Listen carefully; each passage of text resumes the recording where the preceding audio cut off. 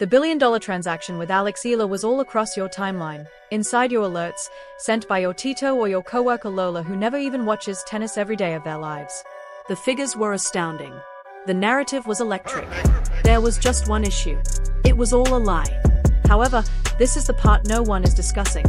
The real scandal is the scam. The real controversy is why it continued, who was responsible, how it kept happening, and how it almost engulfed one of the most inspiring athletes the Philippines has ever produced. Stay with us because at the conclusion of this video, the story of Alex Eala will be shown to you as you've never seen before. And you are going to ask one very uncomfortable question. To understand why the faucet spread so quickly, you must first understand precisely how fast the truth spread. A year ago, Alex Eala was ranked number 139 in the world. Take a moment to think about it. 139. She was a young girl with a promising name. The tennis community in the Philippines believed in her, hopeful but still cautious. The Junior Grand Slam title was hers. Championships. A girls' singles US Open championship that captured national attention. However, the professional circuit is different. A completely different beast. It devours prodigies. It humbles the gifted. It shatters the unprepared. Alexa was none of those. What followed can only be described as a controlled explosion. She exploded into the top 100 of the WTA rankings. She reached the Miami Open semifinals, defeating, this is not a typo, Iga Swiatek, a five-time major champion, Madison Keys, the Australian Open champion, and Jelena Ostapenko, a former Roland Garros champion, in the same tournament. One after another. She became the first Filipino in the Open era to win a main draw match at the US Open. Her first WTA title came at the Guadalajara Open Challenger in Mexico. By September 2025, she was ranked 57th in the world, just one place below her career-high ranking. And by February, she advanced to the quarterfinals of the Dubai Tennis Championships, one of the most star-studded WTA 1000 tournaments. She faced Coco Gauff, pushing the world number 4 before falling 6-2, 6-2 in a match that still earned respect from the American champion herself. Gauff even said, "Alex is a fierce competitor, and even when I was ahead, I knew she could come back at any moment." 20 years old. 45th in the world. Packed Abu Dhabi crowds were nearly all Filipinos who drove, flew, or simply arrived to cheer for the Quezon City girl who was changing the way tennis is perceived across Southeast Asia and making her presence felt on the international stage. And something comes with that type of rise, something no coaching staff can prepare you for. Fame. Viral fame. The kind of attention that fails to distinguish between truth and fiction. Between a real headline and a fake one designed to take your clicks, your data, and your trust. As Alex Eala's value increased, so did her visibility. Her name was adopted not just by sponsors and admirers but also by those with far more cynical motives. The stage was set. The machine was already in operation. And Alex Eala was unaware of what was approaching. It began like most modern scandals begin, with a Facebook post. Several posts started circulating online claiming that the Filipina tennis star had been offered a $16 billion contract in Abu Dhabi by Sheikh Mansour bin Zayed.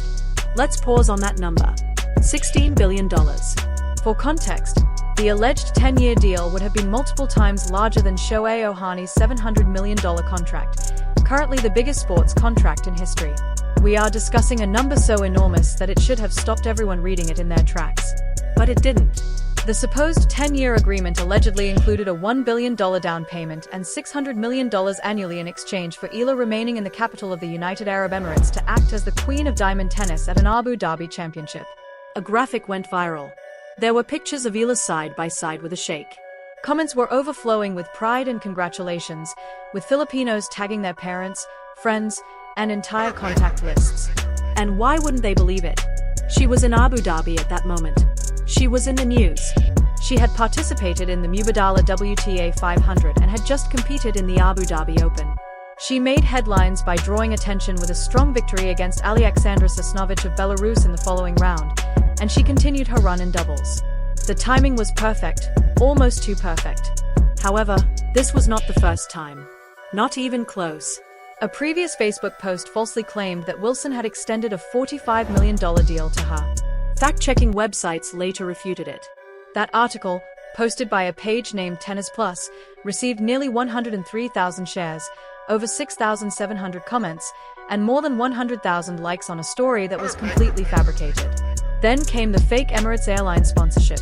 A social media post claimed Emirates had signed a historic personal sponsorship agreement with the young star, offering her $2 million a year along with free first-class travel to tournaments as part of a campaign to encourage young Asian talent. A beautiful story, with no basis in reality. Then came the fake presidential bonus. The fraudulent $10 million charity donation. The fabricated $500 million disaster relief fund. The false narrative about her father. The AI-generated waitress images. When you step back and examine the entire picture, a pattern begins to appear. What happened to Alex Eala is part of a broader trend in online disinformation.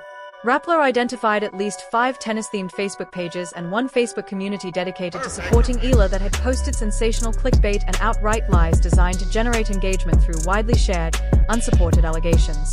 These were not random fan pages run by a couple of enthusiastic supporters. These pages were structured to direct traffic to external websites. Those questionable tennis-themed websites displayed a large number of advertisements, often showing at least 20 ads on a single page. They imitated legitimate news websites but lacked essential components of a credible news outlet, such as editorial boards, transparency disclosures, or clear ownership statements.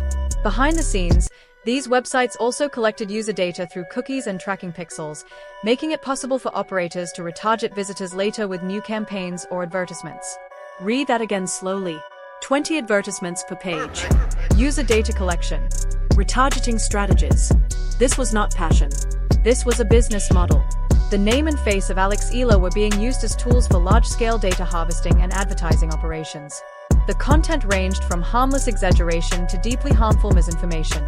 She even became the subject of politically charged stories, including a false narrative about her alleged lack of participation during Pride Night at the WTA. Think about that carefully. A 20-year-old athlete focused entirely on her game was being used, without her consent or knowledge, to push political narratives she never expressed. Her image was being weaponized. Her name was being borrowed. And every click, every share, every angry comment, whether someone believed the story or rejected it, generated revenue for people she had never met. Renaming accounts or reviving dormant or old pages is a common tactic used in spreading propaganda and deception online. And these pages use precisely those techniques. This was not an amateur operation. Rappler's investigation revealed clear and repeated patterns. Although the nerve had already been recognized in coordinated information efforts. Then there was the moment when she brought the entire situation into the public eye. Philippine news veteran Mel Tiano, the broadcaster, felt compelled at the conclusion of her early evening program. She spoke out and delivered the news. There's a certain kind of courage it takes to speak calmly in the midst of turmoil that anyone could understand. Had Alex Eala exploded? Had she gone on social media with an angry response? Had she hired attorneys, released press statements, and declared herself the focal point of the fake news machine's public narrative? That's actually what the machine would have preferred. More content, higher engagement, and more clicks generated by her own reaction. Instead, she chose accuracy. Following her exit from the quarterfinals of the January 29, 2026 Philippine Women's Open, where she was defeated by Colombia's Aya Camila Osorio, she faced the media. And amid questions about her tennis, her season, and her future, the topic of false information was raised. Her response was calm, measured, and more damaging to the business than any outburst could have been. I truly have no control over it. I don't have the power to control what other people post. As far as I know, she stated, there have been several fake news articles. It is concerning because I sometimes see they receive many likes, and I realize it's difficult to tell the difference while browsing online. She wasn't angry. She wasn't panicking. She was clear. Then she made a remark.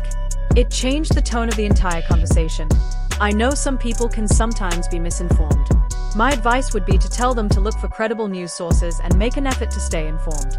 Visit reputable outlets. That's all I can say. All I can say is that those 5 statements carried the weight of something beyond her control. She wasn't asking for sympathy. She wasn't threatening lawsuits. What she was doing was something far more powerful. She was telling the truth to her supporters and asking them to rise above the algorithm. The WTA itself had acknowledged her rise. During a WTA interview, she reflected on the shift in her entire world. Naturally, many external circumstances have changed. How people perceive me or the fact that they are even watching me.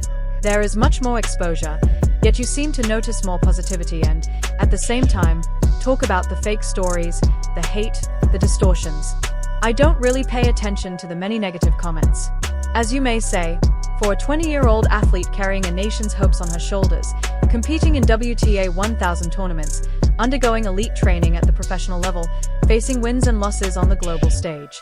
Let's make one thing very clear. Amid the noise of billion-dollar schemes and fabricated controversies, Alexa's real story has been extraordinary. Her 2025 season was historic for the Philippines. She reached the Miami Open semifinals, defeating Grand Slam champions Madison Keys, Jelena Ostapenko, and Iga Swiatek along the way. She won her first-round match at the US Open, becoming the first Filipino in the Open era to win a main draw match at a Grand Slam. She advanced further. Eastbourne hosted her first WTA final, and she claimed her maiden WTA Challenger title at the Guadalajara Open.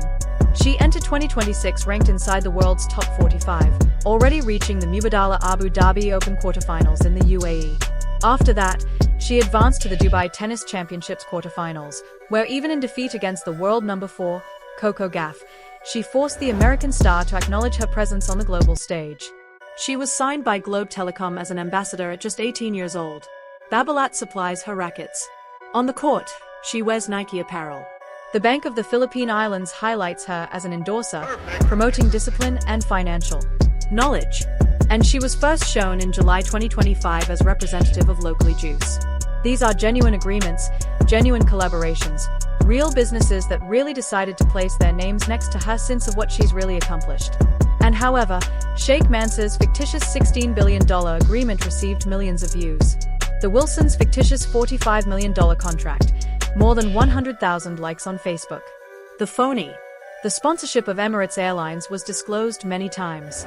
The actual narrative, the Globe, the Nike uniform, and the Bob Lot Racket Telecom collaboration that began when at the age of 8. She produced a portion of that focus. This is the contradiction at the scandal's core. The lies were always easier to spread than the truth. The true accomplishment was never as widely shared as the fake one. Additionally, in a media setting where income is equal to reach, asymmetry is not a coincidence. It is created. The individuals that managed such pages weren't very enthusiastic fans. They were operators who recognized that Filipino pride in their country, the intense, strong, and exquisite love that Filipinos possess of their heroes, may be made money. That is the same feeling that fills stadiums and creates gridlock. Open courts outside of Australia might be collected, packed, and resold to the same individuals experiencing it in return for their advertising and data clicks. In reality, it is the billion-dollar scandal, not a phony agreement that never existed, but the deliberate abuse expressing sincere affection for a true hero by those who had nothing but disdain for both.